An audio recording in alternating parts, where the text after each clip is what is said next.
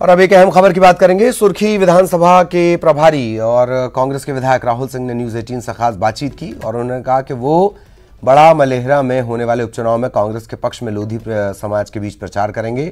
साथ ही 25 सीटों पर पार्टी को जीत दिलाने की कोशिश करेंगे। पीसीसी चीफ कमलनाथ ने सुर्खी के अलावा ग्वालियर चंबल की विधानसभा सीटों पर प्रचार की बागडोर राहुल लोधी को सौंपी है। प्रद्युम्न लोधी के भाई रिश्तेदार लगते हैं राहुल लोधी, और जब से प्रद्युम्न बीजेपी में गए हैं, उनकी घर वापसी हुई है, तब से लगातार इनसे एक ही सवाल पूछा जा रहा है।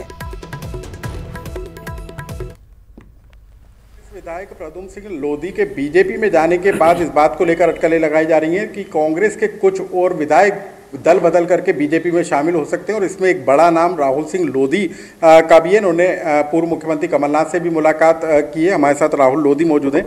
सर, आप लोधी समाज से आते हैं। बड़ा मलेहरा से जो विधायक थे प्रद्युम्न सिंह लोधी, वो बीजेपी में शामिल हो चुके हैं।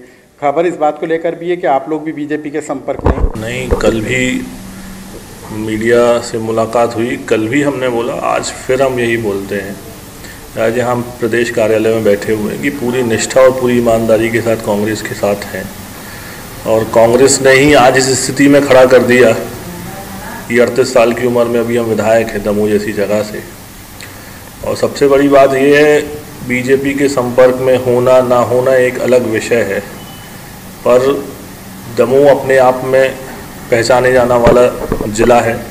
दमोह की एक अपनी खूबी है, और सबसे बड़ी बात यह है कि दमोह की जनता ने जिस प्रकार से विश्वास और भरोसा किया था मेरे पे, उन्होंने इसलिए नहीं किया था कि मैं बीच मझधार में कांग्रेस को छोड़ दूं या बीच मझधार में छोड़ कर चले जाऊँ। उन्होंने मुझे इसलिए मुझ पर भरोसा किया था कि राहुल अगले 5 वर्ष विधानसभा में दमोह की आवाज़ उठाएगा, दमोह के विकास के लिए लड़ेगा, दमोह के लिए नई योजनाओं के लिए लड़ेगा।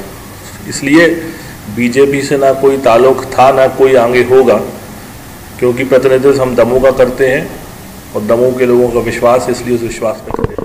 तो राहुल सिंह लोधी हैं जो कि अब पूरी तरीके से कांग्रेस पार्टी में भरोसा जताने की बात कर रहे हैं, और उनका कहना है कि 38 साल की उम्र में उनको विधायक बनने का मौका मिला है। तो ऐसे में वो कांग्रेस पार्टी के पक्ष में सभी 25 विधानसभा सीटों पर चुनाव प्रचार करेंगे। कैमरामैन खिलान के साथ अनुराग श्रीवास्तव, न्यूज 18 भोपाल।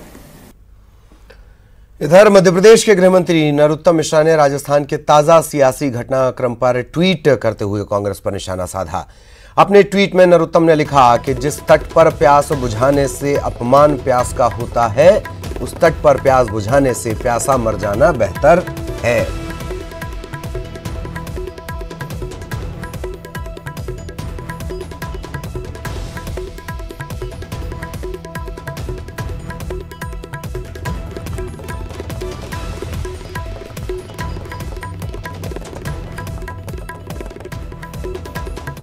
और यहां रुकेंगे एक ब्रेक के लिए।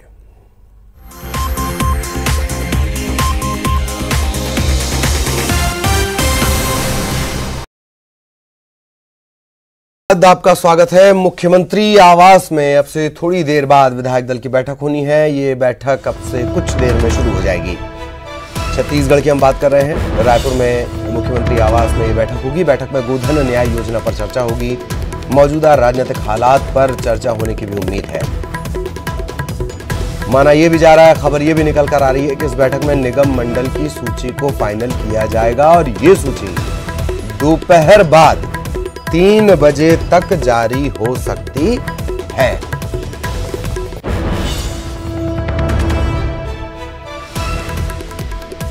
सहयोगी अवधेश इस वक्त हमारे साथ जुड़े हुए हैं। अवधेश, क्या कुछ अपडेट इस बैठक का, कितनी देर और इसके शुरू होने में? देखिए, विधायकों का आना का जो सिलसिला है वो शुरू हो चुका है। कम से कम आधे घंटे के जो भीतर है ये बैठक शुरू हो जाएगी। 3 प्रमुख एजेंडे हैं ललित, जिसको समझने की आवश्यकता है कि सरकार की जो महत्वाकांक्षी योजना गोधन न्याय योजना है, मतलब सरकार जो 2 रुपए किलो की दर से प्रदेश भर में गोबर खरीदेगी, और जो सरकार कह रही है कि देश के पहला राज्य छत्तीसगढ़ बना है जो लोगों से सीधे गोबर की खरीदी करेगी। उस योजना के विधानसभा स्तर पे क्या कुछ तैयारियां हैं, मॉनिटरिंग कैसे होगी, आम लोगों तक इसका लाभ कैसा पहुंचे, इन तमाम चीजों के लिए विधायकों को कुछ दिशा निर्देश दिए जाएंगे। मॉनिटरिंग के लिए जवाबदारी दी जाएगी। एक सबसे अहम मुद्दा ये है। दूसरा ये कि राज्य सरकार की योजनाओं को आम लोगों तक लेके जाना, धरातल तक लेके जाना, प्रचार प्रसार करना, दूसरे एजेंडे में शामिल है। तीसरा जो सबसे अहम एजेंडा है, जिसे एजेंडा नहीं कहा जा सकता, वो ये है कि विधायकों के साथ मुख्यमंत्री लंच करेंगे और अनौपचारिक चर्चा करेंगे। ये एजेंडा इसलिए सबसे अहम है कि मौजूदा जो राजनीतिक हालात है, चाहे कांग्रेस पार्टी के भीतर हो, चाहे छत्तीसगढ़ में बीजेपी के अचानक से आक्रामक होने की हो, तो ऐसे में कैसे सबको साधा जाए, कैसे जवाब दिया जाए और कैसे प्रतिपक्ष के सवाल पे, कैसे विपक्ष के सवाल पे उत्तर दिया जाए, तमाम चीजों को लेकर विस्तार से चर्चा होगी। और यही वजह है कि बैठक की लंबी चलने की पूरी उम्मीदें हैं। और बैठक के बाद जो कयास लगाया जा रहा है कि निगम मंडल की सूची भी जारी होगी, तो समझा जा सकता है कि आज का दिन न केवल कांग्रेस पार्टी के लिए बल्कि कांग्रेस सरकार के लिए भी महत्वपूर्ण है। और इसी कारण से ये विधायक दल की बैठक अभी बुलाई गई है। जी, तो ये तय माना जाए कि इस बैठक के बाद, इस बैठक पर जितनी नजरें मीडिया की उससे कहीं ज्यादा उन विधायकों की है जिन्हें कुछ उम्मीद है। बहुत बहुत शुक्रिया अवधेश, उस तमाम जानकारी के लिए। सहयोगी अवधेश हमारे साथ जुड़े हुए थे। और मध्य प्रदेश कांग्रेस का बड़ा फैसला, बीते 4 महीने से पेंडिंग फाइलों पर होने वाले फैसलों पर नजर रखी जाएगी। नए मंत्रियों के कामकाज पर भी कांग्रेस नजर रखेगी। हर एक मंत्री पर कांग्रेस विधायक, पूर्व मंत्री नजर रखेंगे। विभागों में होने वाले भ्रष्टाचार पर नजर रखी जाएगी। पूर्व मंत्री जीतू पटवारी ने चुनाव आयोग से मांग की है कि जल्द उपचुनाव करवाए जाएं।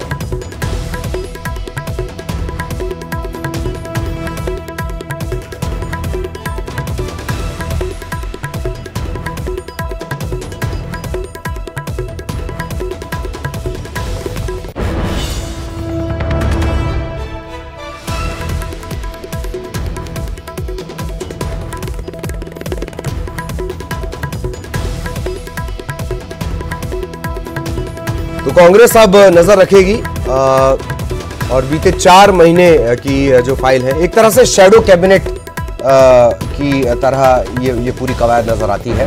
अनुराग हमारे साथ जुड़े हुए हैं। अनुराग, एक तरह से शैडो कैबिनेट वाली ये कवायद है।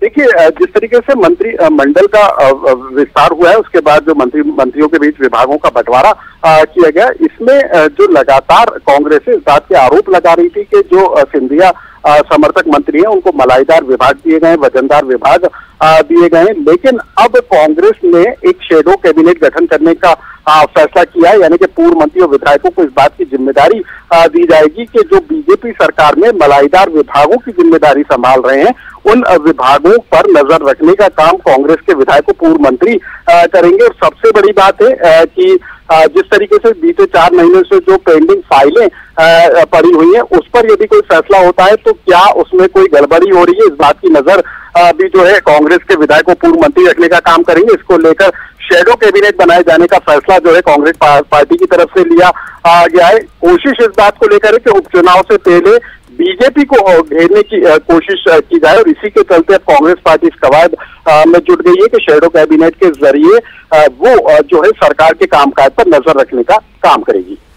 चलिए, बहुत बहुत शुक्रिया अनुराग इस तमाम जानकारी के लिए। सहयोगी अनुराग हमारे साथ जुड़े हुए थे। और शिवराज मंत्रिमंडल पर कमलनाथ की शैडो कैबिनेट।